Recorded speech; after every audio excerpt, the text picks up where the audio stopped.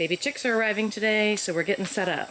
We picked up some wood shavings and some feed, and we have a really great section in our greenhouse that we were able to partition off and build a brooding pen. So it's totally enclosed with chicken wire on the inside and the outside. We even put a latching gate here so that we can close it up. And this little entry area is where we'll keep their feed. And my son Jonas is in here setting up the lights, even though it's quite hot and it's summertime here in late August.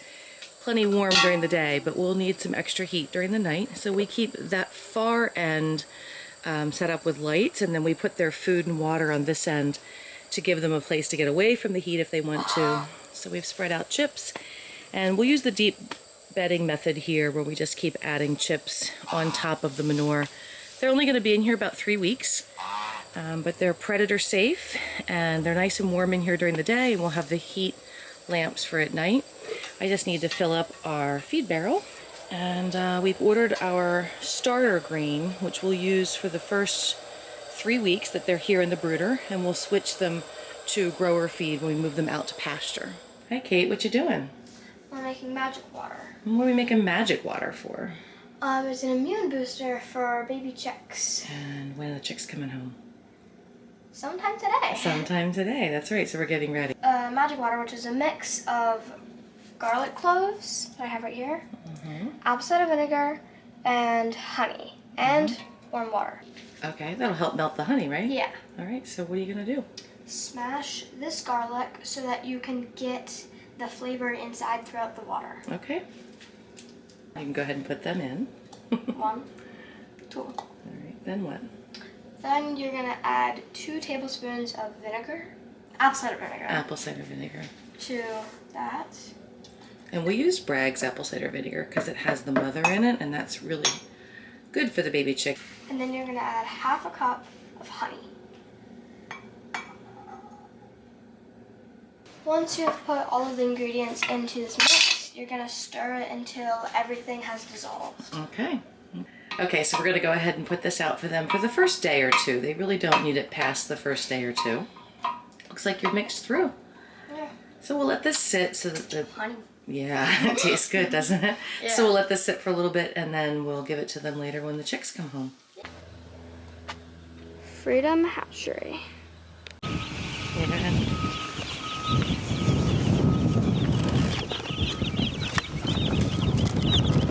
Got some peepers up in here.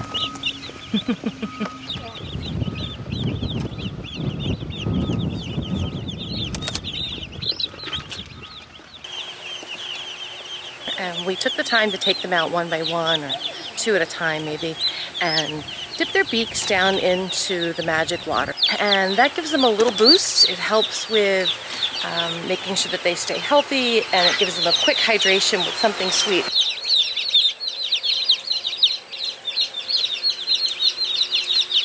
Gave them about an hour to get settled in, and we're going to come back in and check on them. It's important to check in regularly, but not too often, just to see how they're doing regarding temperature. We have them in the greenhouse, which can be a little hot out here, but the good news is that they like it to be about 100 when they're new baby chicks.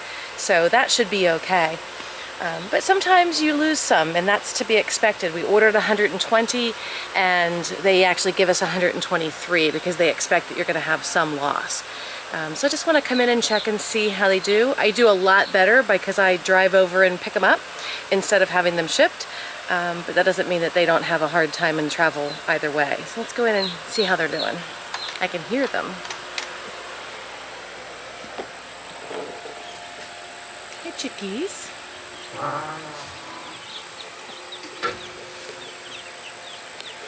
It's pretty common for baby chicks to pile up together. And sometimes we find that when we get new chicks, we put a couple of paver stones in here that we had left over from a building project, and they do tend to gravitate to those. And that's a real indicator for me on their health. If they're gravitating toward the stones and laying here a lot, that probably means that they're pretty hot, because this is the coolest part inside the brooder.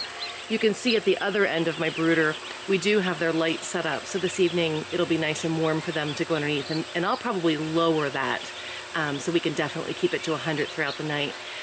But actually the fact that they're moving around pretty well is a good indication that they're healthy and happy. They're eating, which is fantastic. And we just built these little plywood stations to put their food and water on, because baby chicks make a big mess kicking chips around, and their water and their feed get filled up quickly. I see a few with their head down resting, and you know, you're never really sure whether they're resting or whether they are not going to make it. It's just time will tell.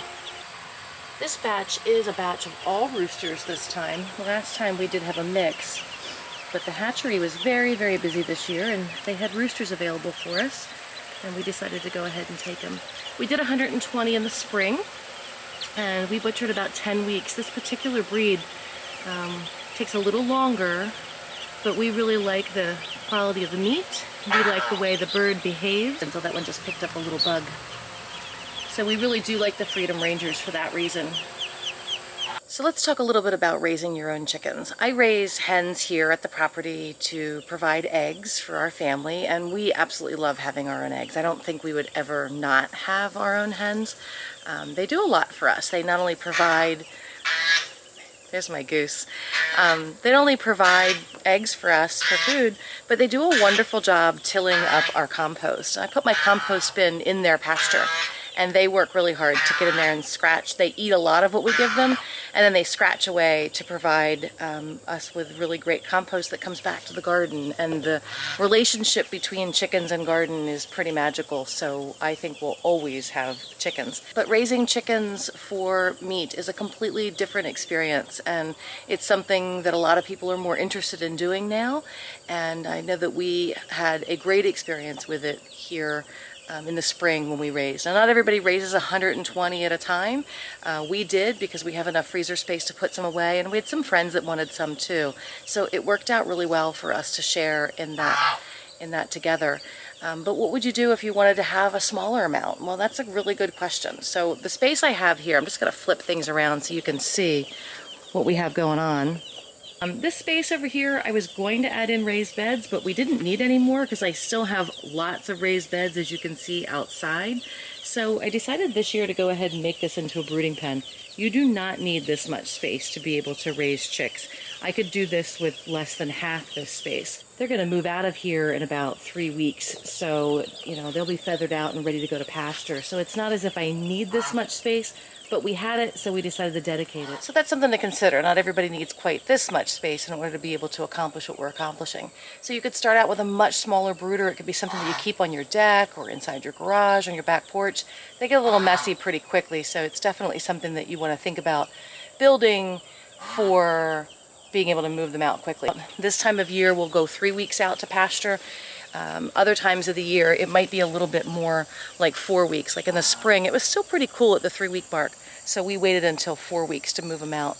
I'll show you in a moment. We're going to move the other side of the property. I'll show you how we move them out. My husband and my sons built these amazing mobile chicken tractors, and we'll move them into those, and there will be 60 in each pen, and we move them twice daily. In the first week or so, we only have to move them 1 time a day, but they'll tear up some grass pretty quick, so we definitely move them twice a day as they get a little older. They're going out to this pasture, and we'll rotate them through here. Like I said, we move them once a day for the first week or two, but then they'll get to the point where they'll need to be moved twice a day. And we need to get the mower out here and mow this down a little bit, because you can have them on tall grass, but not this tall. Okay, so this is my son Ethan, and Ethan is really the designer behind this whole project, so I decided to bring him out here, and he can talk about the construction. So take it away, Ethan. Tell me how you built these. Okay, so this is, everything's 2x6, pressure treated for the base. So it's 10 foot long going this way, or sorry, 12 foot long going this way, and 10 foot wide out of 2x6. And you can see we've got on 45s in the corners here, this angle bracing that's just to square it up nicely. And then in the middle, we'll show you when we walk inside, but we've got a cable tensioning across to prevent it from bowing out. Okay. And then coming up, we've just got 2x4 construction to frame out each side to kind of hold up the hog panels. These are these panels are 4 foot wide, and then like I think 16 foot long. We just arch them over, and that gives a workable height that you can still walk in there. You kind of have to duck your head, but you can get in there. And then we just stapled it up here to this framing. Everything's just, we drilled out pocket holes for everything, but I mean, you could do whatever. Doesn't really need to be anything fancy. This bracket down here is what we're actually using. I'll show you the dolly that we use to move these in a minute. This is just a 2x12 plate. We just threw a 4x4 on here. We actually drilled out like a 2-inch hole in the bottom of it to accept a trailer ball hitch. We'll show that in a minute. That allows us to be able to move these things around. And we went through several designs on that. That was several days of, of trying to figure things out. Right. Can you tell me about this hog panel that's here on the end and why we have this piece up here? So we took those 4-foot hog panels and we cut them down into 2-foot lengths to go around all the edges. So you can see if I disconnect these, we can lay these down.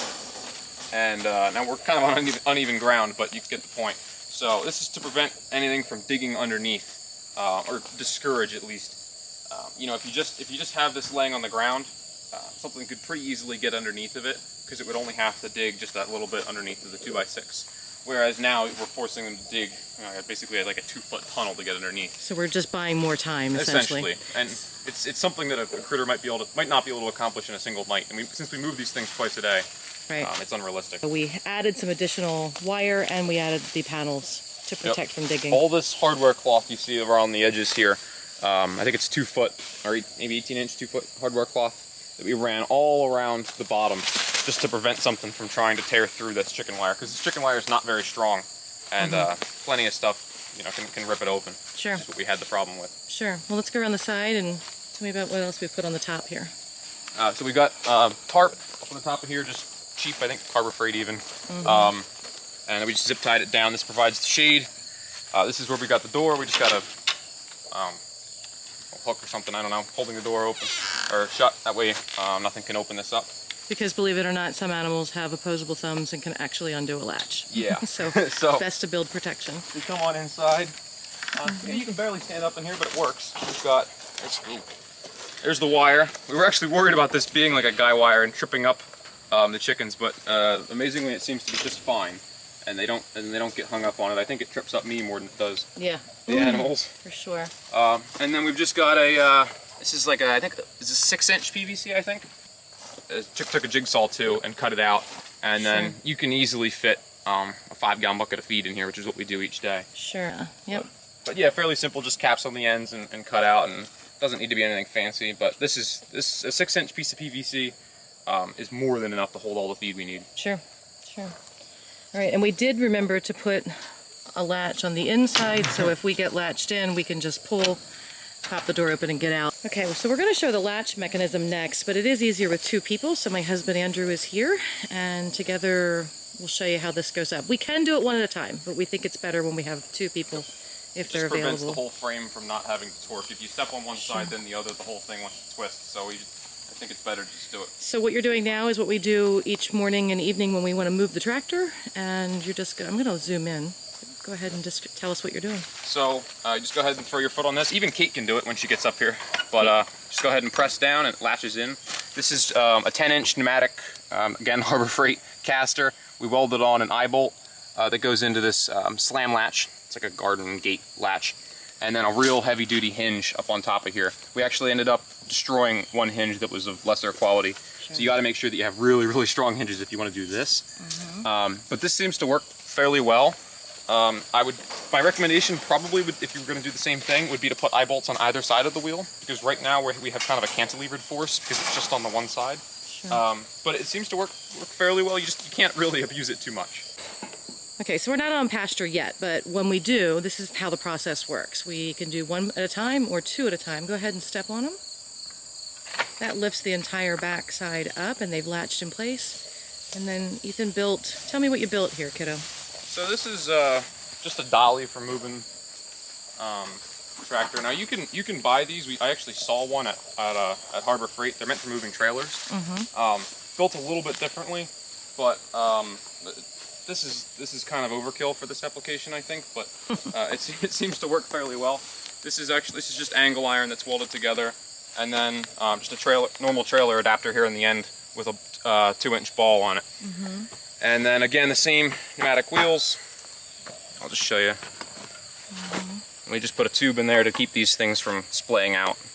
Okay. But if you don't know how to weld, this is available to purchase. Yeah, you can buy this. It's like, I think it's like $60 from Harbor Freight. Okay. Although you can't really put too much weight on it. I think for this heavy of a chicken tractor, you might want to do something a little bit more stout. If you were to build a lighter one out of like just 2x4s, that would probably work just fine. Sure. And again, we're putting about 60 chickens in this 10 by 12, giving each chicken 2 square feet. But if you didn't want to raise 60 chickens at a time, or in our case 120 at a time, you could scale this entire thing down and create something that would be much lighter. Much more manageable too. Yeah, sure. So the way that this works, you just go ahead and throw this underneath. Now I did put that 2-inch cutout underneath so it kind of rests in. Okay. Although I've found that you actually don't even need to do it. The sheer weight of this thing hitting that ball is more than enough. You can move this thing around just on that flat surface, which is kind of amazing, but it works. Sure. But you just go ahead and push down on this. And that picks up the whole unit. I'm exaggerating it right now just so you can see it. Right, because when we lift it that high, chickens pop out. So that's ordinarily not I can just move it around just like this. Sure. But I'll go ahead and walk it back this way. Now we're not in the pasture, so when the pasture's mowed, it is a little easier to move. Yeah, I'm fighting grass right now. Right. Which I promised to do an updated video when we get them out on pasture so you can see, but I wanted to show the construction. And even though you're fighting a thick bed of grass, it's moving pretty smooth. Now we're going through some pretty thick grass, and we're going backwards, so this doesn't run as smooth this direction. But we need to get it out into the pasture so that we can do some mowing. And it's blocking our access. Also a little uphill here. Yeah. I did at one point design this dolly so that you could adapt it to a tractor. But we just never ended up doing that because it was too much of a hassle to connect it every time. Sure, it takes more time to get the tractor out than it does. If you really needed to, you certainly could. All right. So the most common question I'm asked about raising chickens on pasture is how much space do you need? And inside of each one of those chicken tractors, we allow 2 square foot per chicken. So we're putting 120 chickens out here, 60 in each tractor, and they have enough square footage for each chicken inside of there. However, the pasture that you need depends upon how many you're putting out and how often you need to rotate it. We found that we had to move them twice a day. So after they've grown fully out, maybe 4 weeks, maybe 5 weeks, we had to start moving them twice a day. I don't want to kill this grass. I want to give the grass nutrition, and I want to let it come back. And boy, you can see the difference. I promise to post future videos of what that looks like, because you'll actually see where it's matted down, where it's picked through, and then where it just comes back bright green and fresh after the chickens have been on it. The revitalization of the pasture is really something awesome to see. But how much space you need really depends upon how many chickens you have and how big your chicken tractors are. We have about a ½ acre here to work with, and that allows us more than enough space to get these 2 tractors around. We could do it with less if we wanted to, or we could put more chicken tractors on if we wanted to. Well, it's late in the evening, I'm about to go to bed, but the first night or first couple of nights that I bring baby chicks home, I always like to come out and check on them before they go to sleep, just to make sure that they know where their heat lamp is and that everybody looks like they're happy and alive and okay. So my kids are all in bed, but I thought I'd come out and check in. I'm going to turn the camera around here so you can see. All right, the first good sign is that they're not down here at the entrance where the cool blocks are. They are all at the correct end of the greenhouse, which is great. Down here on this end of their brooder is where we have their lights set up for heat. And there are some that are actively over here getting a drink, and that's great news because that means that they are alert and lively, and they know where it is, most importantly. And others are just over here napping and taking a rest. So I often check the temperature when I'm out here just to make sure that underneath the heat lamps is about 100 degrees. I have the ability to lower these down if I need to, but they look pretty good. And the fact that there are some sleeping over there on the edges away from the heat is a good indication that they have the heat if they want it, but if they don't want it, that's okay too. They are pretty cute. People ask me all the time how I manage to butcher chickens and eat chicken that we've raised when they're this cute. I promise to make another video soon to show you how not so cute they can be as they progress. They're adorable in the beginning, but they definitely are not as much fun when they get a little older and a little messier. So someone else has come to visit. This is why we have really good fencing. Everybody likes chicken. Maybe I'll take Sam inside with me tonight so he's not tempted. Okay, I feel pretty good that these babies are good for the night. They're warm enough, they have food and water, they're lively. I think they're going to be good for the evening. I'm going to make sure that I latch the gate on the way out, and I promise to follow up with you with another video soon, showing you what it's like we move these guys out to pasture. We chose Freedom Ranger chickens intentionally. I love their ability to forage. They eat bugs. They love to eat grass. In fact, I'll give them a full tray of food, and they'll often go to the grass first, and you can hear it snapping away as we put them out on pasture. And that's just a really great thing to see, is a chicken out on pasture eating the way chickens are supposed to eat, supplemented with grain and grass and bugs. That's how it should be, right? So we'll follow up with another video on that, and then we'll definitely make sure we follow up on butchering day and show you the process from the beginning all the way through to the end. Thanks for joining me today.